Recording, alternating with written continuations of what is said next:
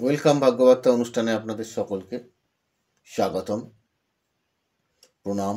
যারা সম্মানীয় ব্যক্তি সকলকে আমার প্রণাম, তাদেরকে সম্মান। আজকে বাচ্চাদের পড়াশুনোর ব্যাপারে, এটা বাচ্চা বলে কথা না, যে কোনো পড়াশুনোর সাথে যুক্ত ব্যক্তি এই জিনিসগুলো করলে তাদের পড়াটা খুব ভালোভাবে মনে থাকার সম্ভাবনা থাকবে। ধরুন, খুব আপনি একটানা পড়ছেন, একটানা কখনোই কিন্তু পড়া উচিত না। মিনিমাম 25 মিনিট পড়া উচিত একটানা। তারপরে আপনি অবশ্যই সেটাকে 5 মিনিট রেস্ট দেবেন, তারপরে আপনি পড়ার আবার আরম্ভ করতে পারেন। যে কোনো পড়ার পর সেটা আপনার কাছে যারা থাকবে তাদেরকে আপনি বারবার শোনানোর চেষ্টা করবেন। তাতে কি হবে, আপনার মনের মধ্যে সেই পড়াটা গেঁথে যাবে।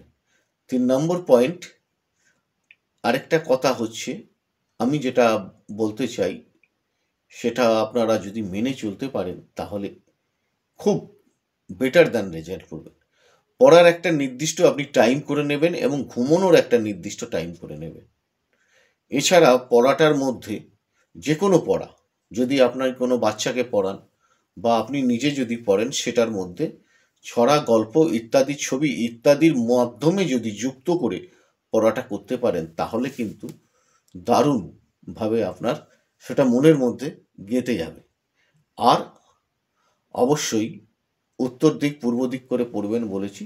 যদি সম্ভব হয়, আপনি সরস্বতীর একটা দেবীর ছবি অবশ্যই আপনি রাখতে পারেন, যেটার দ্বারা আমাদের সাধারণতভাবে মানে মনোসংযোগটা বাড়বে এবং বিদ্যা তাড়াতাড়ি লাভ হওয়ার সম্ভাবনা থেকে যায়। আর ধর্মশাস্ত্র, জ্যোতিষশাস্ত্রের অনেক কথা থাকে, সেইগুলো মেনে চলার চেষ্টা করবেন, তাতে আপনার নিজেদেরই মঙ্গল হবে।